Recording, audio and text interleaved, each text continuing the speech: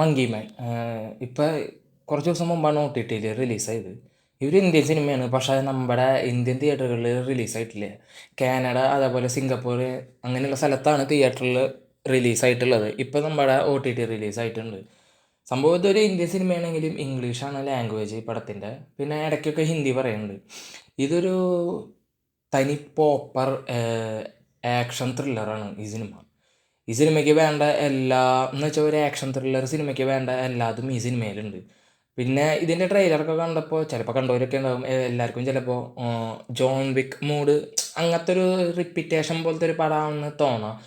പക്ഷെ ഒരിക്കലും ഇപ്പം നമ്മൾ കണ്ടുവന്നിട്ടുള്ള എല്ലാ ആക്ഷൻ സിനിമകളും വെച്ച് നോക്കുമ്പോൾ ഈ സിനിമ ഇത്തിരി ഡിഫറെൻ്റാണ്. കാരണം ഇത് പ്രസൻറ്റ് ചെയ്തേക്കുന്ന രീതി നമ്മൾ കണ്ടുവന്നിട്ടുള്ള ആക്ഷൻ സിനിമകൾ പോലെയല്ല. ഭയങ്കരമായിട്ടുള്ള പ്രസൻറ്റേഷനാണ്. എനിക്ക് ഭയങ്കര ഇഷ്ടപ്പെട്ടു. കാരണം ഇതിൽ രാമായണത്തിൻ്റെ ഒരു ടെയിലൊക്കെ ഇട്ടിട്ടുണ്ട്.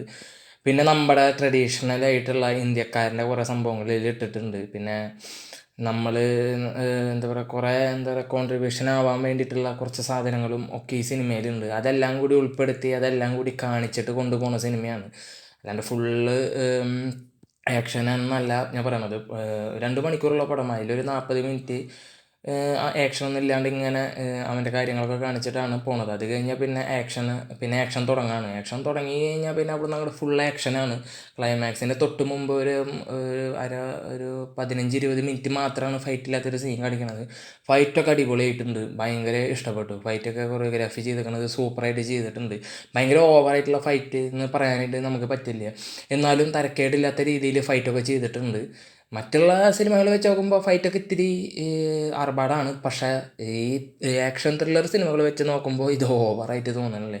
ക്ലൈമാക്സിനോട് എടുക്കുമ്പോൾ ഒരു സീനുണ്ട്, കുറച്ച് പേരും കൂടി വന്ന് വളഞ്ഞ് ഇവനെ നിൽക്കണ കുറച്ച് സീനുകളൊക്കെ ഉണ്ട്. അപ്പോൾ നമ്മൾ ജോൺ വിക്ക് ഒറ്റയ്ക്ക് അടിക്കണ ആ ഒരു സംഭവം നമുക്കിങ്ങനെ ഫീലിൽ വരുമെങ്കിലും നമ്മൾ അവിടെ ഇതും പ്രതീക്ഷിക്കും. ഒറ്റയ്ക്ക് ഇരുന്ന് അടിക്കും എന്ന് വിചാരിക്കണ നേരത്തെ ഒരു ടെസ്റ്റ് ഉണ്ട്.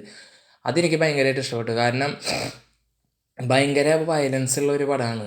ഭയങ്കര വയലൻസ് കൂടിയിട്ടുള്ള ഒരു ആക്ഷൻ സിനിമയാണ്. പക്ഷേ എന്ന് പറയുമ്പോൾ നമ്മൾ കണ്ടുവന്നിട്ടുള്ള ആക്ഷൻ സിനിമകളെ വെച്ച് നോക്കുമ്പോൾ അത്ര വയലൻസ് കൊടുത്തിട്ടില്ല. അത്ര ഒരു എന്താ പറയുക, 100 പേരിനെ ഒറ്റയ്ക്ക് നിന്ന് ഇടിക്കുന്ന സ്കീമൊന്നും ഇതിൽ കാണിച്ചിട്ടില്ല. ഇതിൽ നല്ല രീതിയിൽ അവന് ഇടി കിട്ടുന്നുണ്ട്, നല്ല രീതിയിൽ അവ ഇടി കൊടുക്കണമുണ്ട്. ചില പഞ്ചുകളൊന്നും നമുക്ക് അധികം നല്ല പഞ്ചായിട്ട് തോന്നില്ലെങ്കിലും പോലും നമുക്ക് കുഴപ്പമില്ലാത്ത കുറേ സീനുകൾ ഇതിൽ കാണിക്കുന്നുണ്ട്. മെയിനായിട്ട് നല്ല നല്ല സീനുകൾ ഈ സിനിമയിൽ കാണിക്കുന്നുണ്ട്. പിന്നെ ചില ഷോട്ടുകളൊക്കെ അടിപൊളിയായിട്ടുണ്ട്. മെയിനെന്ന് പറയുമ്പോൾ ഇത് ഫുള്ള് ക്ലോസിലാണ് ഷോട്ടുകൾ വെച്ചേക്കുന്നത്. ഫുൾ ക്ലോസ് ഷോട്ടുകളാണ് ഈ സിനിമയിൽ. അപ്പോൾ അത് ചിലപ്പോൾ എല്ലാവർക്കും ഇഷ്ടപ്പെട്ടൊന്നും വരില്ല. കാരണം ഭയങ്കരമായിട്ട് നമ്മൾ അടുത്തിരുന്ന് എന്ന് വെച്ചാൽ നമ്മളെ മതിലിരുന്ന് കാണുന്ന നമ്മളെ ആ ഒരു സിറ്റുവേഷനിലുള്ള രീതിയിലാണ് ചെയ്തേക്കുന്നത്.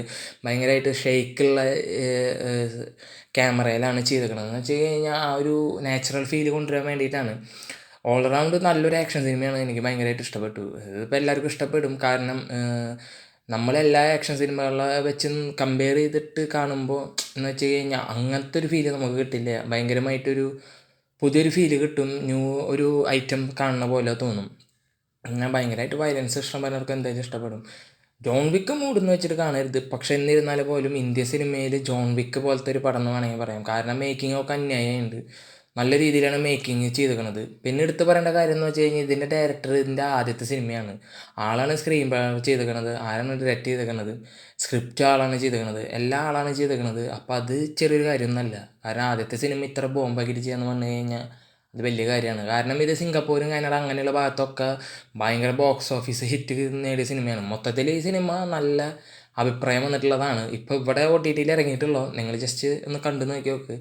ഒരു ജോൺ വിക്ക് മൂഡിൽ ഒരു ഇന്ത്യൻ സിനിമ, അല്ലെങ്കിൽ ഒരു ഫൈറ്റ്, ഇപ്പോൾ ഇന്ത്യൻ സിനിമകളിൽ ഫൈറ്റിലുള്ള വയലൻസ് നിറഞ്ഞിട്ടുള്ള പടങ്ങളൊക്കെ വെച്ച് നോക്കുമ്പോൾ അതിലുള്ള ഏറ്റവും നല്ല സിനിമ, നല്ല മേക്കിംഗ് ഒക്കെ ഉള്ള സിനിമയാണ്. എനിക്ക് ഭയങ്കരമായിട്ട് ഇഷ്ടപ്പെട്ടു. അതിൽ കുറേ കാര്യങ്ങൾ പറഞ്ഞപ്പോണ്ട് മെയിനായിട്ട് ഇതിൽ ഒരു ഇമോഷൻ കൊടുത്തിട്ടുണ്ട് ഇവർ.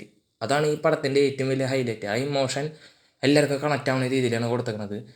അതെല്ലാവർക്കും ഇഷ്ടപ്പെടുന്ന ഒരു ഇമോഷനും കൂടിയാണ്. അതെന്താണെന്ന് ഞാൻ പറയണില്ല. പിന്നെ പെട്ട ഡയലോഗുകൾ കൊടുത്തിട്ടുണ്ട് പടത്തിൽ. പിന്നെ പെട ലൊക്കേഷൻസാണ്. ഇപ്പോൾ ഡൽഹിയിലാണെങ്കിൽ പോലും നമ്മൾ ഇപ്പോൾ ഏത് സിനിമയിൽ ഡൽഹി കണ്ടു കഴിഞ്ഞാൽ നമുക്ക് പരിചയമുള്ളതായിട്ട് മനസ്സിലാവും. അത് ഡൽഹിയിട്ടാണ് നമുക്കതിൽ പുതുമ തോന്നില്ല. പക്ഷേ ഇതിൽ കുറേ സംഭവങ്ങൾ കാണിച്ചിട്ടുണ്ട്. എന്ന് വെച്ചാൽ ഒറ്റ സിനിമകളിലും കാണിക്കാത്ത കുറച്ച് സാധനങ്ങൾ ഇതിൽ കാണിച്ചിട്ടുണ്ട്. അതെനിക്ക് ഭയങ്കര ഇഷ്ടപ്പെട്ടു. അപ്പോൾ കാണാത്തവരുണ്ടെങ്കിൽ കാണാം. എന്തായാലും നിങ്ങൾക്ക് ഇഷ്ടപ്പെടും. നല്ലൊരു പടമാണ്. അപ്പോൾ മറ്റൊരു വീഡിയോ വരുന്നവരിക്കും എല്ലാവർക്കും